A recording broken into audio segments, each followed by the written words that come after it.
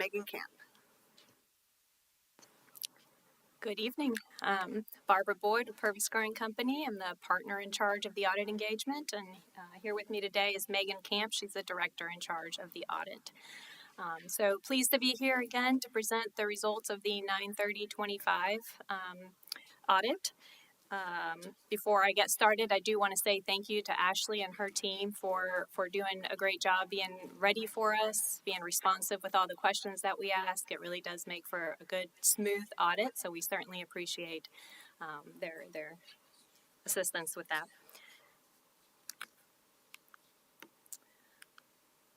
All right, so we have here a PowerPoint presentation that summarizes the book that you have in front of you, as well as a separate letter. We can get into the book if you have questions and you want to, but for the most part, I'm just going to go through this presentation. So the first slide here is a summary of the auditor's results. In the bound report, we have several reports that we issue. The first is the auditor's opinion on the financial statements and the notes. What that report is telling you is that we issued an unmodified or a clean opinion, which is the highest level of assurance that we as auditors can provide and what you want to see in that report. It means that based on the evidence that we gathered, what we tested, we concluded that your financial statements are fairly stated and they're free of material errors. The next section there is the report on internal control or financial reporting and on compliance. As part of any audit, we do look at the internal controls, not to issue an opinion on the effectiveness of your controls, but to determine whether there are any areas that are risky and that we need to devote more of our attention to. And as part of that process, if we identify any material weaknesses or significant deficiencies or material noncompliance, we would bring that to your attention. So I am pleased to say there were no reportable items in that report. The next two items are examination reports that are required by the Auditor General, and they require specific reports with the city's compliance with certain local or certain statutes. So the first is the investment statute, and we concluded that the CRA and the city both complied in all material respects with the compliance requirements of the local government investment statute, Florida Statute 218-415. And then the next one is just for the CRA. In the separate CRA financial reports, we concluded that the CRA complied with the Redevelopment Trust Fund statute. The next item on there, the auditor's opinion on compliance for each major federal program and the report on internal control over compliance. This is a single audit report. Since you had over $1 million of federal funding this year, it was your ARPA funding. We took a deeper dive into compliance with that grant and controls over compliance. So we concluded, based on the testing that we performed, that you were in compliance with the requirements, the direct and material requirements of that grant agreement, and no issues with internal controls to report either. And then finally, there's a management letter that's issued in accordance with the rules of the Auditor General. No reporting, no findings reported in that report either. So all in all, very clean audit this year. So congratulations. May I ask a quick question? On the next to last bullet where it says no significant deficiencies, is it just no significant or no deficiencies? It's no significant deficiencies because we don't do sufficient testing to issue an opinion. It's not the same level of assurance as we would for the audit. Okay. So we can't tell you we identified no control deficiencies at all because we don't look for that. Now, there's nothing to report, so I will say, right, there's nothing that came to our attention that was concerning to us that we would report to you. I just, because the auditor language. Just wanted to clarify. Yeah. All right, the next slide is the summary of the separate letter that we issue, the required communications with those charged with governance. And that letter just gives you some information that helps you assess the qualitative aspects of the audit that are not readily available just from reviewing the financial statements. So the first item, the qualitative aspects of accounting practices. There's broken up into three different sections: your accounting policies, your significant estimates, and your notes and disclosures. We look at all those items in your financial statements to make sure that they're consistent from year to year. That there's no management bias included in how, for example, the estimates are computed. So no issues there. There were two new accounting standards that were adopted this year: GASB 101 on compensated absences and GASB 102 on certain risk disclosures. Neither of those accounting standards, while they did change your policies, neither of them had a significant impact on your financial statements, so they remain consistent. The rest of the line items there are more the qualitative aspects of auditing practice, if you will. So if we encountered any significant difficulties in dealing with management, any disagreements with management as we were reviewing the data, no issues there, no other audit findings or issues, other than there's some new accounting standards coming up that we discussed with management. We did have one past adjustment, meaning an adjustment that we proposed to management, but they didn't make. But it was really just a timing issue between a reclassification of cash and investments. No overall impact on your total assets or on your net position. So not a significant, not a material adjustment, but something that we did bring up.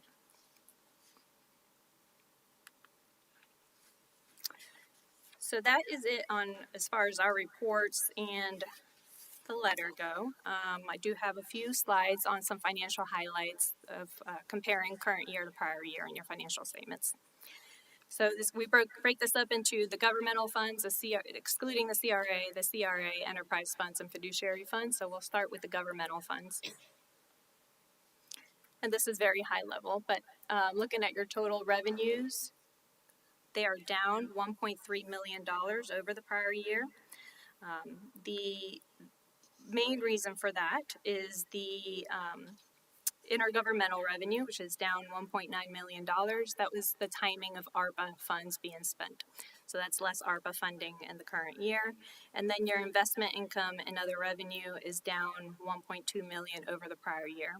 You still had a very healthy year as far as your investments go. It's just that fiscal year 24 was an excellent year. So it does show as a decrease from the year prior. And that those decreases are offset by an increase in the taxes line item. That's an increase in valuation and assessments, not in the millage. The millage did not change from year to year. Looking down at your expenditures, those are up $4.6 million over prior year, and that is all driven by some planned resurfacing projects that occurred. So you can see roads and streets are up $5.5 million, and then you have public safety that's up about $1.5 million, and those are primarily personnel cost increases. Capital outlay is offsetting those increases by $2.6 million. That's again related to the timing of the ARPA projects. So all in all, your net change in fund balance for the year was $2.2 million increase. The box on the right shows what you ended the year with. So your ending fund balance is essentially what you carry forward to a future year that can be spent in a future year. So when you started out with 61.2, you added $2.2 million this year. So you ended the year with $63.3 million. And then the classifications of fund balance there are basically from top to bottom is how much control you have over how those funds are spent. So the non-spendable fund balance is pretty minor for you, but that's not convertible to cash. So that's like inventory and prepaid assets. The restricted fund balance is generally restricted by outside sources or by Florida statute. So you have some control over how those funds are spent, maybe what types of projects, but not the overall categories.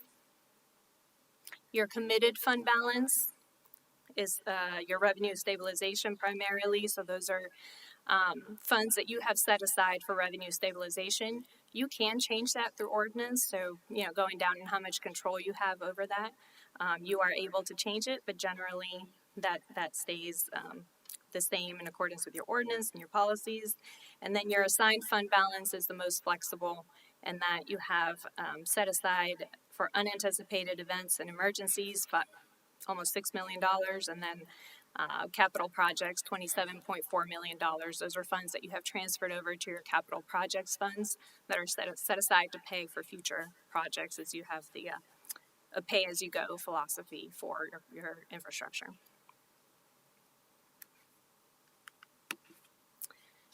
All right, your CRA. Same story here with the revenues. Your taxes are up due to valuations, but your investment income is down from prior year. So net, you have a total revenue increase of about $500,000. Your expenditures are up $5.7 million, and that's driven by the timing of the capital projects that the CRA engaged in during the year. Your ending fund balance for 2025, you've got your restricted downtown district funds is $25.5 million, and restricted for South End is $15.2 million. All right, your enterprise funds. So enterprise funds differ from governmental funds in that enterprise funds are intended to collect user fees to pay for the cost of providing those services. So you've got, electric, water, sewer, most of your utilities here, as well as the golf course, natural gas, and leased facilities. Your total revenues for the enterprise funds are up $9.6 million, while your total expenses are up $6.8 million. That is for the revenues and the expenses are primarily driven by electric and water and sewer. The electric is purely consumption. The water and sewer is both consumption and the annual CPI rate increase that's driving that. For electric, you can see that as consumption increases, the purchase power cost increases. So you see a similar percentage increase between purchase power and electric revenues, about between 8 and 8.5%. Moving on down in the schedule, the non-operating revenue and expense, that's as we've seen with the other funds, your investment earnings. So that's a decrease from last year to this year. And then you have your capital contributions, which were set $13.7 million last year and only $750,000 this year. Last year's capital contribution is an internal contribution for certain infrastructure that's paid for by the governmental funds and then transferred over to the utilities. So last year's case was, I believe it was $6.7 million for a stormwater project and about $6.6 million for a water project.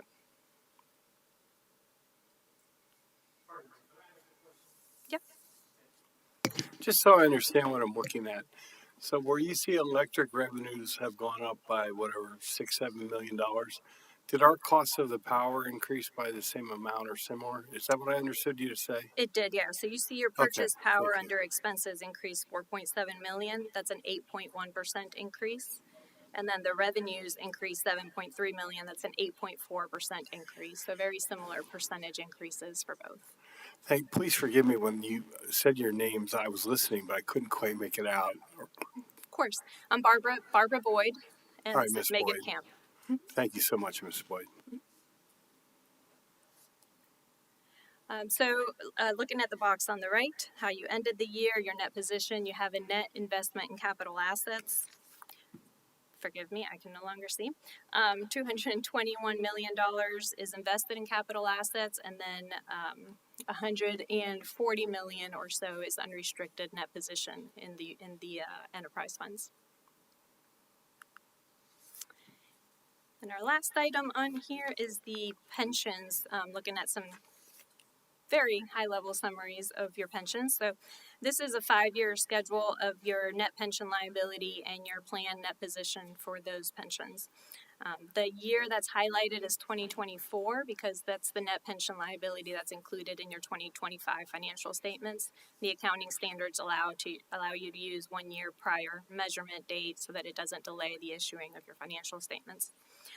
So looking at 2024, the net pension liability that was reported is $12.4 million for the general employees, about $200,000 for police, and $1.8 million, firefighters, actually, you don't record a net pension liability. You have a contractual agreement with the city of Jacksonville. So just looking at the first two, general employee and police officers. One of the things I did want to point out on here, though, is I said 2024 was a very good investment year, and you can see that in the trends, right? You can see that your net pension liability decreased significantly in 2024, and that was driven by the investment earnings. But in 2025, there's a little bit of a reversal of that. Again, still a good investment year. You met your projections, but not as good as 24. So you're seeing some increases in the net pension liability there and decreases in the plan net position. I did want to point out for police, the decrease in the plan net position is about 10%, so it's a little bit bigger than what we see in the general employees, and that's due to some benefit changes that occurred in 2025 for the police plan. So that concludes my presentation. Can you go back to the financial page right before the CRA, the very first one? Yeah, that one. Under expenditures, capital outlay, and this might be a question for Ashley. I guess we're down $2.5 million. Can you explain that to me? Are we just not doing the projects, or? So 2024 was an extremely aggressive year for capital projects because of the ARPA funding. If you'll remember, we received the funds from the federal government and we had to obligate them to projects by December 2024, and we had to spend them down by December 2026. So in 2024, we spent $6 million on the chlorination projects, and this year we spent $3 million. So we're kind of winding down and we're on target to spend all the money. But we spent $6 million in 24 and $3 million in 25. Okay, thank you.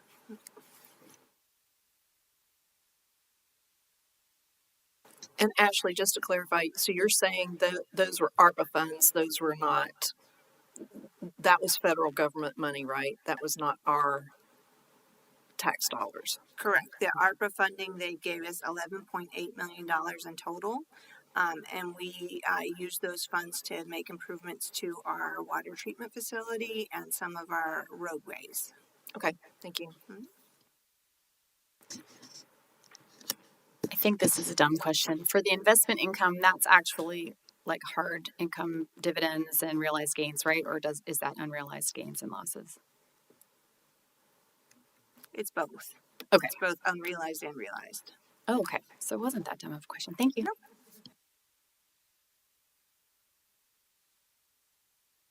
If there's no further questions, then Councilman. Thank you, Mike. I'm not sure if I should address it to Ms. Boyd or Ms. Gossett, because I think Ms. Gossett understands my thinking a little better. So I see on page 19 at the bottom of the left-hand column of governmental activities, a total expenditures of $241.8 million. And as I understand our budget, that's what we spent basically in 25. As of now, the numbers are all counted. So that $241.8 million on page 19, which is the statement of net position, and that's the governmental activities, that's actually the net position in our governmental fund. So that's how much money we are holding and investing in our infrastructure and our planning for future projects. How much did we spend in fiscal 25? That's what I'm getting at. So how much did we spend in fiscal 25?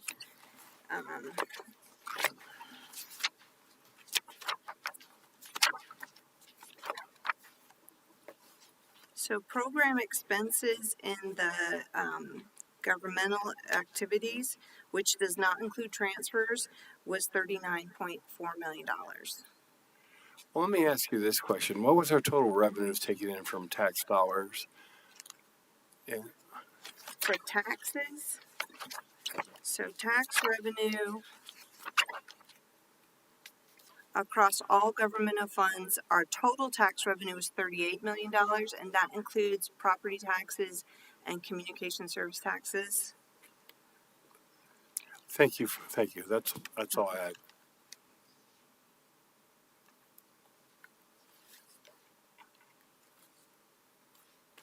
And if there's no other questions from council, that'll conclude our special briefing.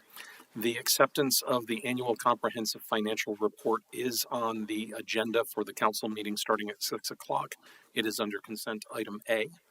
And obviously, if you have any questions at that time, you can always have the opportunity to pull the item before consent. Otherwise, the briefing is closed and we have about 7 minutes until we start up the meeting.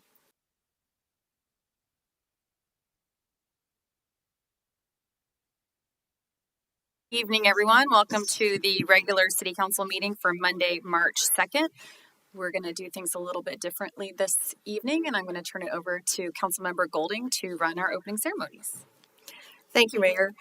On behalf of our Jewish friends and neighbors who live in Jacksonville Beach, I have invited Rabbi Dime to join us tonight to do our invocation for tonight's meeting. And Rabbi Dime is from Bethel, the Beaches Synagogue. And I'd like to ask everyone to please stand.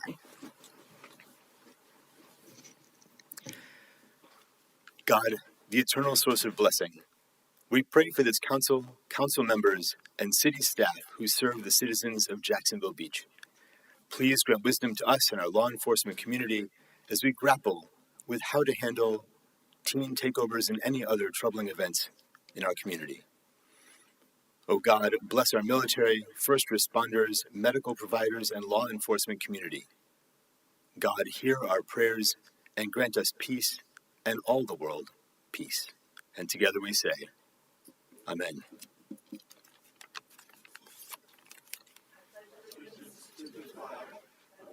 States of America, and to the republic for which it stands, one nation.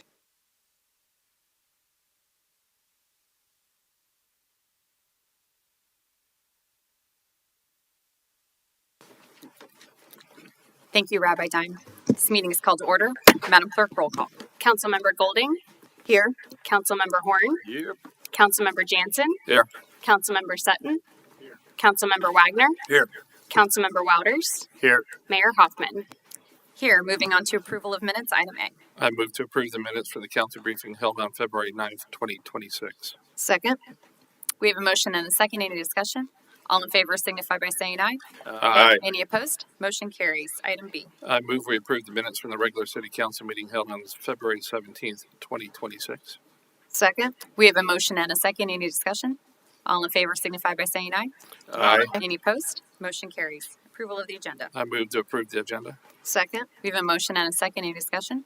All in favor signify by saying aye. Aye. Any opposed? Motion carries. Council announcements. Ms. Golding. Thank you, Mayor. First of all, I'd like to thank Rabbi Dime for coming tonight and doing our invocation. Truly appreciate your participation in our council meeting tonight.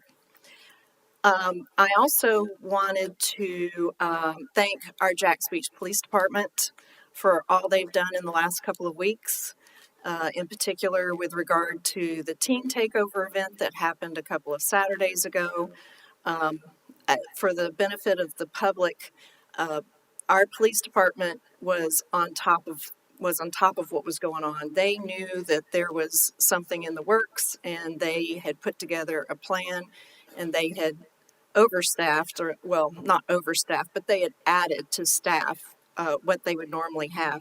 And you know, it's a very difficult situation to handle because people are allowed to come to the beach. People are allowed to enjoy the beach. We just want them to do it lawfully. And unfortunately, later in the afternoon, early evening, there were issues. And I'm just grateful that no one in our police department was injured, and I'm glad that the incident wasn't any worse than it was, but it's unacceptable. And I know that our police department is doing everything in their power to make sure that we do not have these issues in our community, and I just want to thank them. A couple of things I wanted to mention is with regard to the legislative session. I don't know how many of you were on the call this morning, but just wanted to, for the benefit of the public, there is a property tax bill that the House has passed and they've sent to the Senate, but the Senate hasn't done anything with it. And the Florida League of Cities is saying that they're thinking that there's going to be a special session on property taxes. So we may expect some additional work to happen after the legislative session is over with. Also wanted to mention that the League of Cities mentioned that there's a taxation and budget reform commission, which I wasn't familiar with that, and they meet every 20 years, and they are scheduled to meet next year, which is 2027. And the League of Cities was saying that this commission would be better to vet the property tax ideas. So if you have an opportunity to talk with legislators, that is a good point to bring up about this taxation and budget reform commission, that we encourage the legislature to allow them to do the work that they need to do when it comes to the property tax issue. And then also wanted to mention that sovereign immunity is still alive, and it is going to be in the Senate Rules Committee, and there is an amendment proposed to increase the caps. And the proposal is to increase the caps to $350,000 per person and $500,000 per incident. And just wanted to mention Clay is not on the Senate Rules Committee, but we should still reach out to him and let him know how we feel about the amendment because ultimately if it gets approved, it will go to the Senate floor. And then let's see. Oh, one other bill that I wanted to bring up is the House Bill 1389, which is going to be heard this Wednesday on the House floor. This is a Live Local Act bill, and it was loaded with a lot of bad amendments, including the ADU bill language that would allow ADUs to be permitted anywhere in residential zoned areas and allow them to be rented less than 30 days. And because this is a Live Local affordable housing bill, that's not supporting affordable housing when you allow accessory dwelling units to be rented for less than 30 days. I did reach out to Rep. Michael to let her know our concerns about the bill, and to let her know that it basically undoes all the work that we did with our land development code and our decisions about where ADUs are appropriate. And so she seems to understand our concerns on that. And then I just wanted to mention that there is a meeting coming up this Wednesday. Beaches Watch is hosting a State of the St. Johns River meeting. That's Wednesday, March 4th at 7 p.m. at the Beaches Branch Library. And Lisa Reineman, the riverkeeper, will be there to talk about the current state of our river, the health of the river. It should be a really good meeting for everyone to learn more about our river. Thank you. Thank you, Ms. Golding. Mr. Wagner. Thank you. Wanted to share that my wife and I had the opportunity 2 weekends ago to participate in the Seawalk Music Fest. And if anyone here attended that event, you would know how fabulous it was. And the reason that I wanted to kind of share some thoughts about it was the city, working with the organizers, really pulled off a really fabulous, great experience, great event. The night was gorgeous. The Ferris wheel looked beautiful. All in the midst of knowing that we had a potential risk within our city. And the fact that we were so prepared and so protected, and it just really, knowing a little bit of what I knew from the inside and then watching what occurred, it was just so impressive. And I really want to, thank everybody involved, but really a special thanks to the Jacksonville Beach Police Department for their preparation and all of the extra effort they put into making sure that we could attend that event in a very safe manner, and really, really got to enjoy ourselves. So up until right at the end. But it really was a great event, and I encourage everybody to participate in our city events. It really is a wonderful location and a wonderful way to spend some time with your family. Thank you, Mr. Wagner. Mr. Jansen. Yes, I just wanted to kind of piggyback on some of the things that Councilmember Golding was talking about. So that the taxation budget reform committee, she's spot on. They meet once every 20 years, like she said. What's interesting about it is that committee is designed with, I believe, 20 members. Don't hold me to that number exactly. That's set by the governor. And then the Senate President picks 7 members, and then the House Speaker picks 7 members. And that core group is the ones that kind of make major decisions on municipality budgets. So that will be our opportunities as legislators to really reach out and talk to them. And I would encourage you folks at home when the opportunity arises. Now that'll be 2027. We should have a new governor by then, so it'll be kind of an interesting dynamic when that comes into play. And one other thing in reference to the accessory dwellings that you were talking about. So Ms. Golding made a point that it doesn't put any caps on parking and it doesn't put any caps on the time staying there. So in essence, what could eventually happen is that these dwellings could end up being short-term vacation rentals. And that's where we already have that problem that exists in our community. So if we're going to allow that to happen, then the accessory dwelling units end up being, problematic because you're just increasing the amount of times that you can have short-term vacation rentals within our community.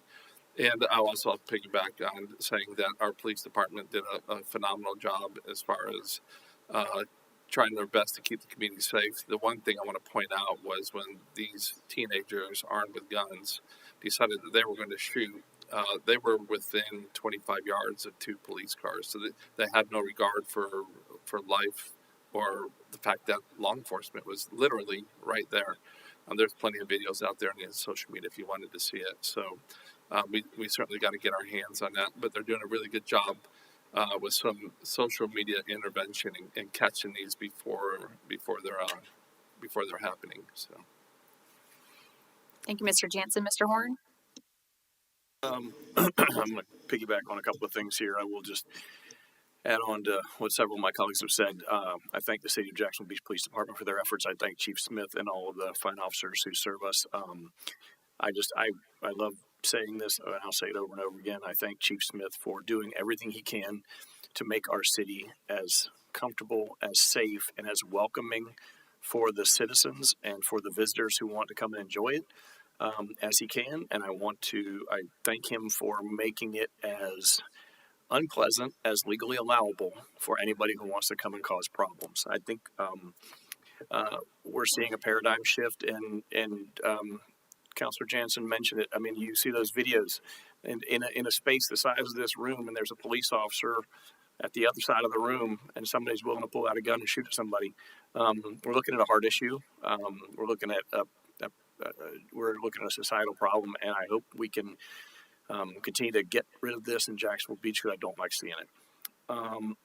The only other thing I wanted to mention was, as discussed earlier, the property tax bills are coming out.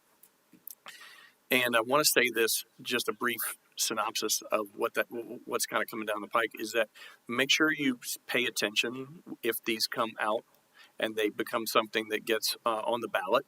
Because the idea, if everybody said, I would love to not pay property tax. Anybody who wants to pay property tax, raise your hand. Nobody's going to raise their hand. Nobody wants to pay property taxes. Having said that, we want roads that work. We want the police to come to our house if there's a problem. We want to be able to flush our toilets and have, the plumbing work. And so when you're looking, and if you see something on the ballot, make sure you understand what you're voting on, because again, let's say you're a 2-income household and their bills are X, and one of the people in that household says, I'm not going to, we're going to take away property taxes. This person says, I'm not going to work. Okay, that's fine. We're losing that income. How are we going to make it up? If we're taking property taxes away from cities, counties, state, the state, we have to make sure that there is something there to meet that need, because if we don't, you will realize, oh, wait a minute, that's great that I don't pay property taxes, but now the police, it takes them, instead of 2 minutes, it takes them 30 minutes because there are less of them, or the roads don't get fixed, or the sewer in my city does not work the way it's supposed to. So Again, I'm not a fan of property taxes. I would love to see them go away. I want to make sure that we're doing this correctly so that we don't cut services to our citizens. And because I live here, I don't want my services cut. I also don't like the property taxes.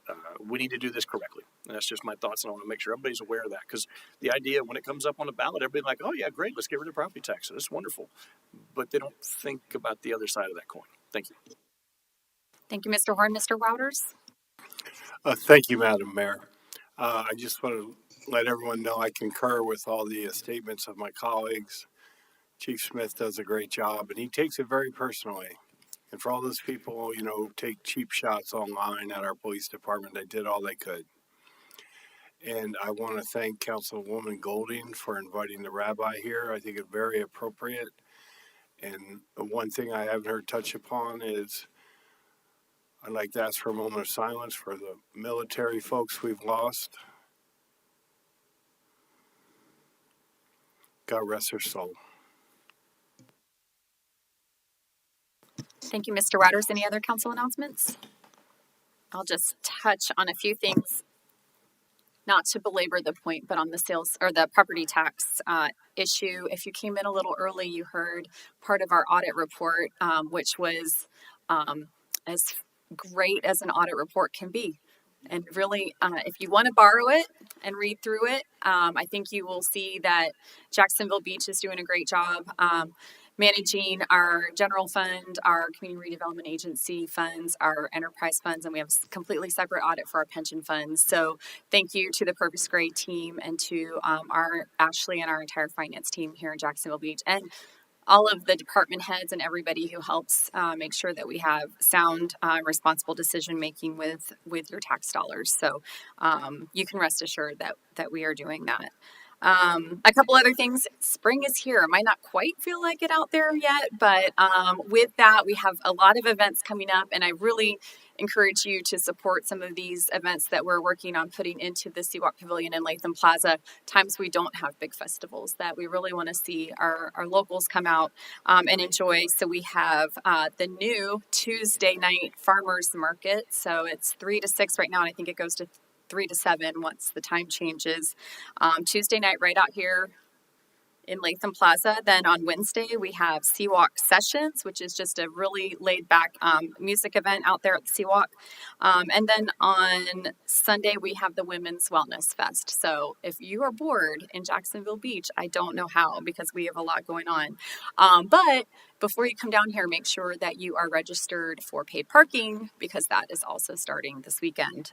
So make sure to spring your clocks forward and ensure that you're registered for paid parking. So we've got a busy spring coming up, and we just thank you all for coming out, supporting our local events, and again, the men and women of our police force and all of the public safety agencies who helped us out this weekend, or this past weekend, 2 weekends ago.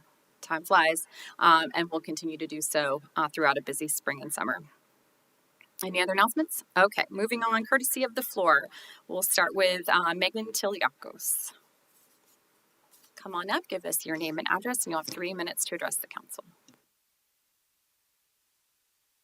Just hit the button there so that there you go. My name is Megan Tiliakis, and I live at 13 Freedom Way. I'm going to try and keep this quick. Recently, our business was cited for allegedly dumping dirty water into a sewer.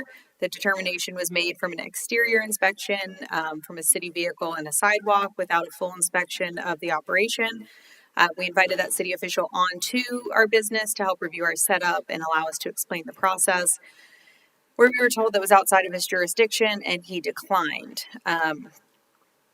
To clarify the process, we built a system that captures and contains all of our wastewater. It is removable without having to move the full truck. What was being emptied into the sewer on the Sunrise property was water containing soap and sanitizer.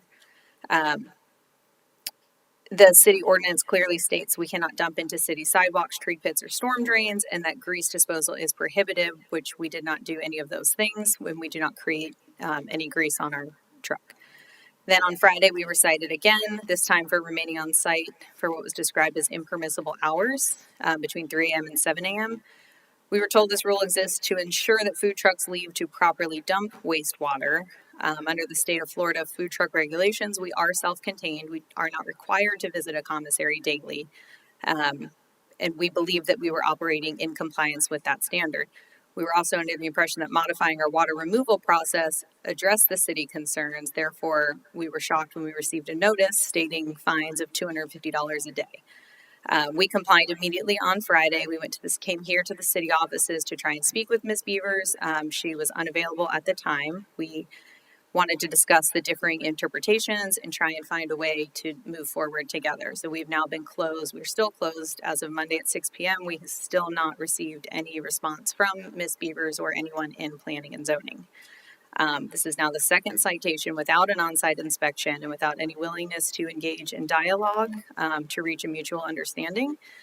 As a result, like I stated, we have been closed since Friday afternoon. We're still paying our employees. It's not an issue that they've come up with, and we still have all of our own expenses and bills to pay as a business.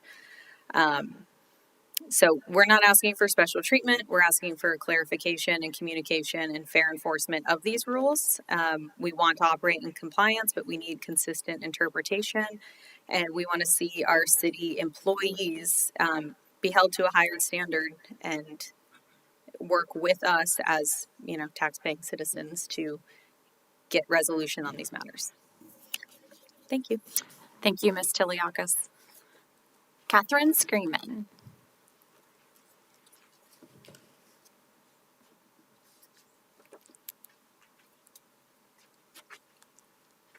Come on up, give us your name and address, and you have 3 minutes to address the council. Good evening. My name is Catherine Screeman, and I live at 1007 Seabreeze Avenue. Me and Charlotte beside me are currently working on our Silver Award project for Girl Scouts, and we attend Troop 64002.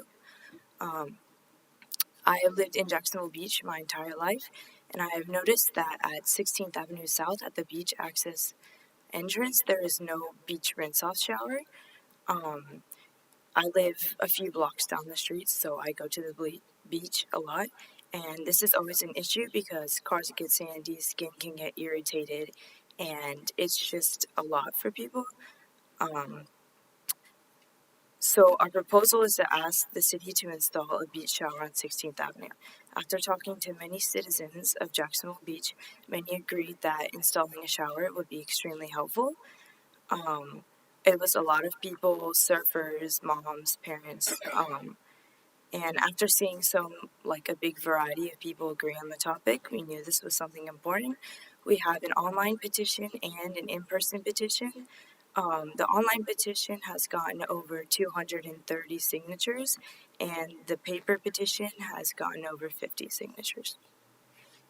Hello everyone and good evening. If we install the rinse-off shower, the community will use it often and you'll not be wasting your money. People with kids and beach equipment will be so grateful for this because they can rinse them off like their kids and their equipment, and they will not hear complaining the whole way home because there's sand everywhere and it irritates them. Since there is no beach shower, most people use bottles of water to pour on themselves, which we could be drinking instead of wasting. A personal experience is when our friends come down and we go to the beach. We used to go to 16th Avenue South, but now we go to a different beach access because they have a little kid and we don't want her uncomfortable with all the sand. So now we go out of our way just for a shower. Thank you. Yes. Okay, thank you so much. You make some great arguments. I appreciate that. And I happen to know our Parks and Rec director is here listening intently. I won't point him out, but he is nodding right now. So we will definitely look into the feasibility of that shower. And as one person sitting up here on the dais, I tend to agree, and I get crappy when I'm covered in sand on the way home too. So thank you for choosing this as your project. We really appreciate the legwork that you've done on it, as well as with the online and in-person petitions so far. We appreciate you coming out. That is the last courtesy of the floor items. So we'll move on to consent agenda. I move to approve the consent agenda. Second. We have a motion and a second. All in favor signify by saying aye. Aye. Any opposed? Motion carries. Moving on to item A under Mayor and City Council. Do you want to make this motion, Dan? I'm going to allow Ms. Golding to make the motion. I'll make the motion. I move that we authorize Councilmember Dan Jansen to represent the city of Jacksonville Beach on the Board of Trustees for the Florida Municipal Investment Trust. Second. We have a motion and a second. Does anybody want to say anything about what that entails? Sure. So this is going to be my second term on the Florida Municipal Investment Trust. So I have to fill out a form to speak. Yes, sir. So can I fill this out and still speak? Well, we're done with courtesy of the floor. Is it attached to an agenda item? This is attached to what's going on around here and the failure of you guys to protect us. Okay. Well, we're done with courtesy of the floor. So Yep. it's If it, signed up to- yes. Yep. Okay. So failed to acknowledge. We're in the middle of our agenda now. You're welcome to stay after the meeting and speak with any of us individually or come to our next meeting. Yes, Mr. Jansen? yeah, this will do. I just stay around this. Okay. Thank you. Mr. Jansen? As I was saying, this is this will be my second term on the Florida Municipal Investment Trust, and it does have a component that benefits the city as I sit as the chair of the pension board. So I get to take the experience in both directions, both with the investment trust for the Florida League of Cities and for our pension board with the city of Jacksonville Beach. Thank you, Mr. Jansen. We have a motion and a second. Are there any other comments or questions? Madam Clerk, roll call. Councilmember Golding, Yes. Councilmember Horn, Yes. Councilmember Jansen, Yes. Councilmember Sutton, Yes. Councilmember Wagner, Yes. Councilmember Wouters, Yes. Mayor Hoffman. Yes, motion carries. I guess we know who's up next. Mr. Hughes, item A. Good evening, Trevor Hughes, City of Jacks Beach Parks and Recreation. We're coming tonight looking for approval of Eagle Club Systems point of sale software. Our current point of sale software is no longer supported. It's being phased out. We're looking for alternatives, and this one fits the needs of the golf course the most. It also has very strong inventory controls to help us control our inventory processes and our retail. It has a great credit card processor, and it has a great T management. The other thing that this will be able to allow us to do is we will come back to you. We don't have all the details worked out first, but will give us the opportunity to charge that booking / no-show fee. We'll be back to you at a later time with the full details. It will take us about 4 to 6 weeks to build the entire point of sale. Once it is up and running, we'll bring the rate resolution back for those other details. Also, with the second part of it, the Card Connect, this is actually saving us some money. It's a lower cost than the state contract pricing we were using, and so we're excited about that. Available for questions. Thank you. And a motion on item 1. I move we approve the purchase of the Eagle Club Systems point of sale software for Jacksonville Beach Golf Club. Second? We have a motion and a second. Any discussion, questions for Mr. Hughes? Mr. Wouters? Thank you, Madam Mayor. I was just curious. I'm not sure if this is for Ms. Gossett or for you. As I understand it, the golf course has about $1 million surplus that they reinvest in the course. And I was just curious. I know this is a minimal amount, but is this going to be paid for with those funds or with other funds? These funds will be paid for. It's a monthly fee. It's similar to what we're currently paying. We pay each month for a point of sale, so it'll be a monthly payment. Thank you so much. I know it includes website hosting and web design. Does that all align with kind of the rules and regulations of a municipal website? I mean, I know we have a lot.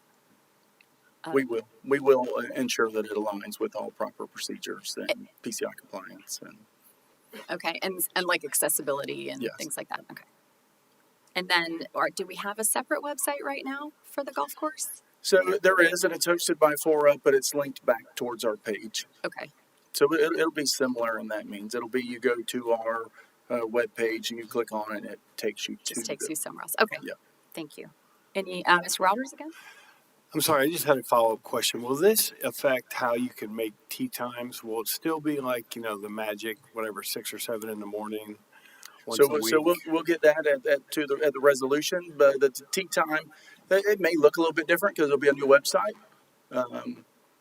But yes, you'll still be able to make your tee times online. All right, thank you. Any other questions or comments on item 1? Madam Clerk, roll call. Councilmember Horn, Yes. Councilmember Jansen, Yes. Councilmember Sutton, Yes? Councilmember Wagner, Yes. Councilmember Wouters, Yes. Councilmember Golding, Yes. Mayor Hoffman. Yes. Item 2. I move we approve an agreement with Card Connect LLC for credit card payment processing services at the Jacksonville Beach Golf Club. Second? We have a motion and a second. Any discussion? Madam Clerk, roll call.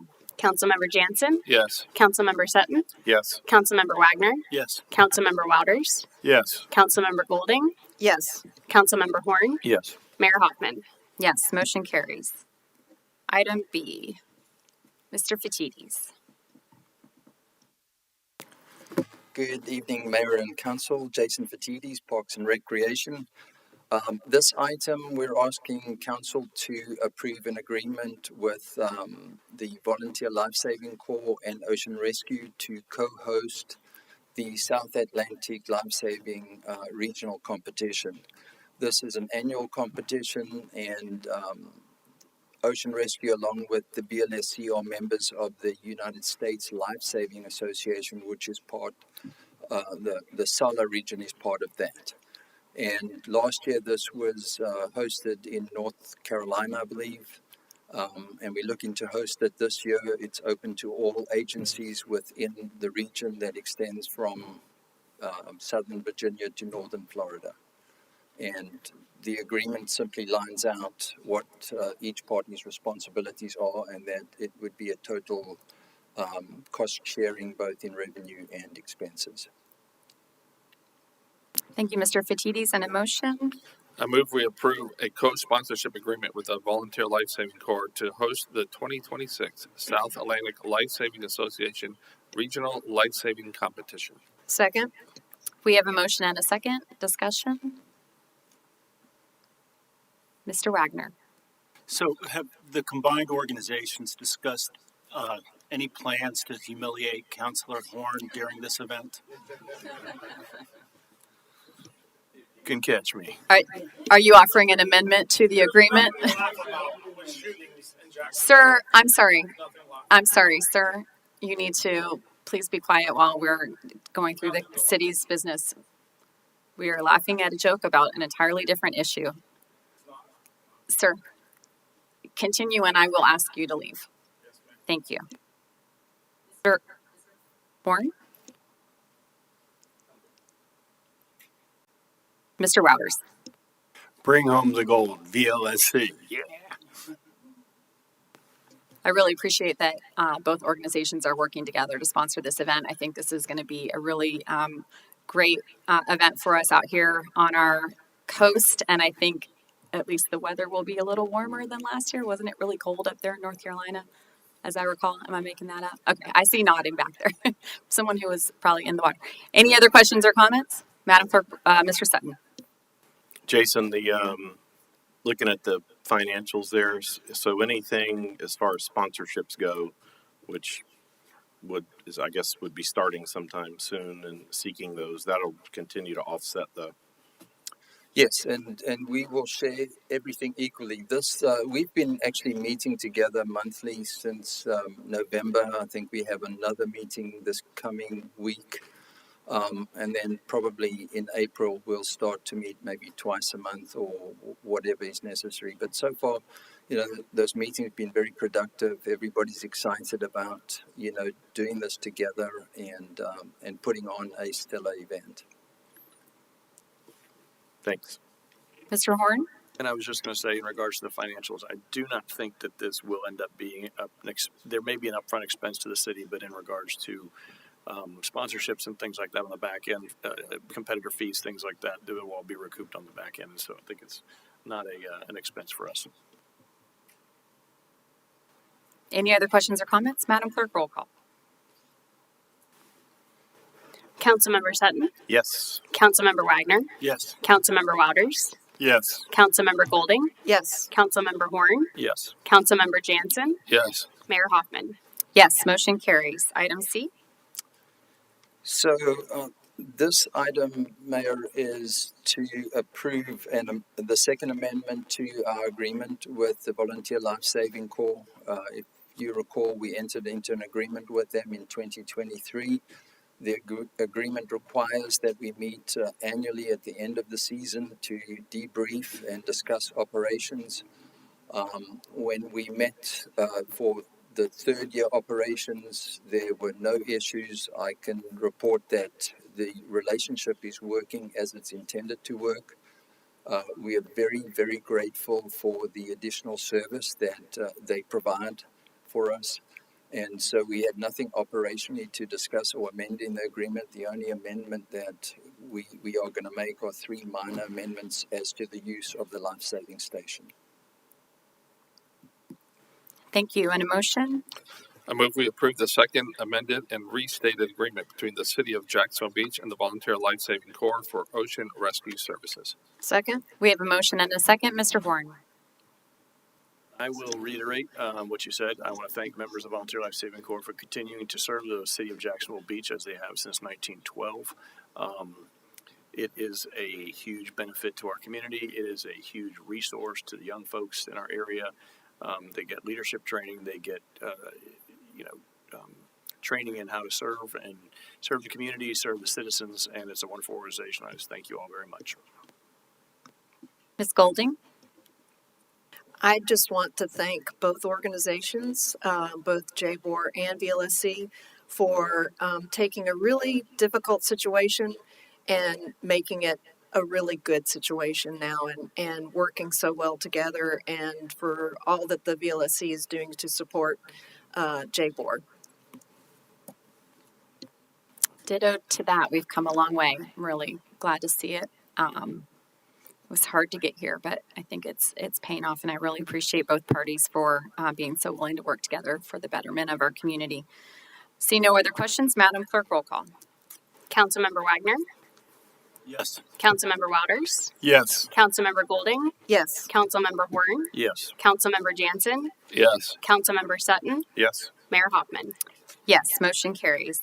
The next item is to appoint a second alternate for our Board of Adjustment. We had offered the position to someone who declined it due to scheduling conflicts and time commitments. So I'll open the floor for nominations, and then we will close the floor and vote. Mr. Jansen. I'd like to nominate Victor Malone. Ms. Golding. I'd like to nominate Marguerite Vest. Thank you. Are there any other nominations? I'll have Madam Clerk roll call, and we will, Ms. Golding? I just wanted an opportunity to make sure. a comment if I could, please. Thank you. I'd just like to explain that I am nominating Ms. Vest because she applied for this for a position on one of our boards back in 2024. So she has been patiently waiting for quite some time. She is a civil engineer and an environmental engineer, so she certainly has impressive credentials in that respect.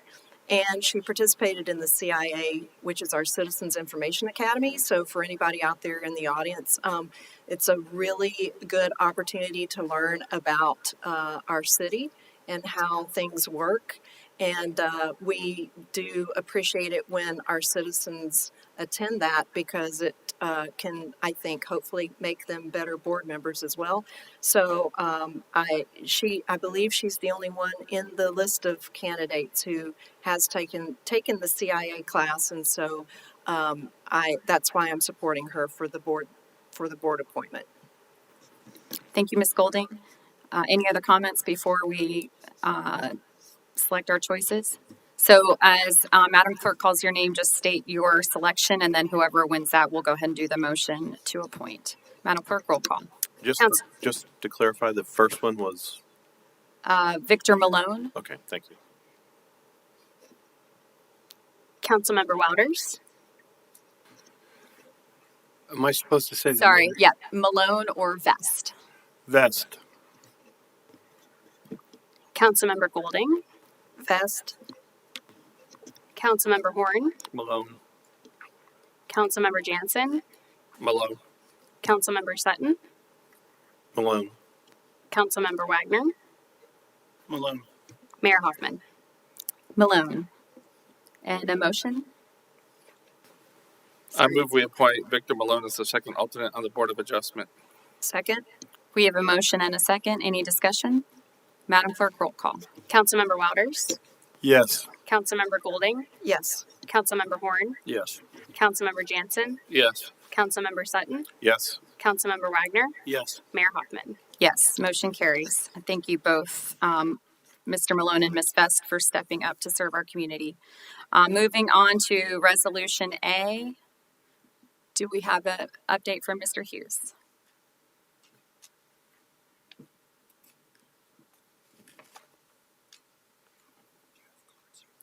Trevor Hughes, City of Jacks Beach, Parks and Recreation. We're here tonight to pass our bylaws. We started some time ago with answering the question, or our biggest complaint, we can't make a tee time. How do we make a tee time? It's one of those things as when you operate the golf course, hey, this is a great problem to have. But at the same time, we got to make sure that we're offering fair opportunities for everyone to play. So we looked at it. What are our problems? And we identified two major problems. One of the problems is our league play does occupy a big portion of our times. The other is a tee time booking window that's not practical and doesn't function very well. It has a window of 21 weeks. You're allowed to book a tee time 21 weeks. Who knows what they're doing 21 days from now other than a vacation? So you have people coming on, booking multiple tee times. They do cancel them last minute. They do get sold, but they're not available for everyone to book. So what we're looking at is some of the solutions that we're wanting to offer, and what's in these bylaws is we want to make more tee times available. But we want to also honor our league play that's done an outstanding job. They show up. We want to offer that outlet to our community. Right now, our senior men play every Monday and Wednesday. Two different groups of ladies play on Tuesdays and Thursdays. And then we have a very large Saturday group and a smaller Sunday group. What we've asked, we've met with every group, and we've come to a compromise with our groups. All right, our Monday groups are willing to push their tee times back, opening the prime tee times. Most everyone that plays golf, they either want to play after work or want to play first thing in the morning to get their round of golf in, get around and not ruin their entire day. The men's leagues have graciously met with us and accepted, yes, we are willing to play at 10 as long as we can still play our leagues. That opens up 56 opportunities for anybody on a Monday morning to make a tee time. Tuesday, the ladies play late enough where they're really not impacting. We have good availability on Tuesdays. Wednesday, if you want to make a tee times won't be available till after 9:30 because of the men's league. We'll honor that league. Thursdays, we have good availability on Thursdays. Fridays, there's no pre-booked. Fridays are fully open for everyone to book. Saturdays, we've reduced the league, and the majority of the Saturday league are Jacks Beach residents. We do have 775 Beach Pass holders that are Jacks Beach residents, and the majority of these Saturday guys make up those groups. That they do take care of us, but we've asked them to shrink their league by 32 players. So this frees up 8 tee times every Saturday. And then on same thing with Sunday, we've asked our league to shrink by 16 people, freeing up 4 tee times every Sunday morning. We feel like this brings a fair balance, a compromise to our leagues. It brings us an opportunity to make more tee times available to the public. The other thing we're changing is the booking window. We will shrink that booking window from 21 days to 10 days if you have the Beach Pass. It'll be 10 days if you do not have the Beach Pass. We feel like if people they'd be able to book their tee time knowing and be able to plan accordingly. The other change that'll be coming will be at a future resolution when we add our booking fee / cancellation fee. That'll also be included in making more times available. People will be less likely to book a bunch of tee times if they're knowing it's going to cost them if they don't show up. And then also in these bylaws, we will only allow Jacks Beach residents, or should I say Beaches Energy customers, to purchase a Beach Pass moving forward. We feel like these 3 changes give us the best opportunity to have a successful golf course and fair making tee times moving forward. Questions? Thank you, Mr. Hughes. And we have one speaker form. If you want to step aside real quick, but maybe stay close for questions. Holden Hackbarth. Just give us your name and address. You'll have 3 minutes to Okay, address. my the name council. is Holden Hackbarth, and I live at 4515 Hanover Park Drive in Jacksonville. And I'm the president of the Jacks Beach Golf Club Seniors. And I thank you for the time to address the council once again. We're quite pleased with the compromise we made with the Parks and Recs Department. Thank you. You know, the initial proposal was no Mondays. So now we have later Monday, and I think everyone is happy for now.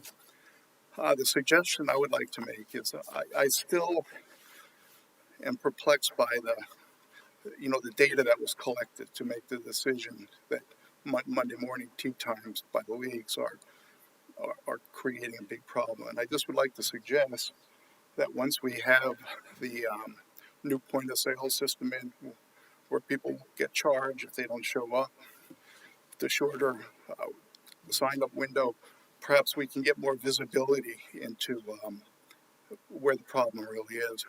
Is it on the weekends? Is it Monday? Is it Wednesday? And I'm just asking that, we somehow, can start to kind of track that, and maybe we could readdress, earlier tee times for the men on Mondays later, next year, once we collect some data. That's it. Thank you very much. Oh, yeah, and I also want to thank the council members, Mr. Wooters and Mr. Wagner, for some time that we were able to meet before this all started to help get our arms around it and understand what the process is and all that. Thank you. Thank you, Mr. Hackbarth. Can go ahead and get a motion, please. I move we adopt resolution number 2204-2025, adopting the amended Jacksonville Beach Golf Club bylaws. Second. We have a motion and a second. Mr. Jansen. First off, Trevor, I just want to thank you for taking the time to meet with the club members and facilitating that. I know that when our first meeting occurred, there was a lot of friction there. So working this out is really a big deal. And it's also important that we open up tee times for the public. It's a public course, and it should be a public course. And so I thank you that, and to hear this gentleman's response really speaks to the negotiation process. I also want to thank you for addressing the no-shows and how we're going to see that through the point of sale, because that's very important too. It's a matter of convenience for some to just go out there.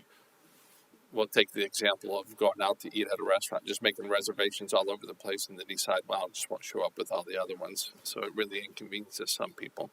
So addressing that is very important, at least to me on the council. So thank you for the work that you've done. Sir, thank you for working with the city. Mr. Wagner. Yeah.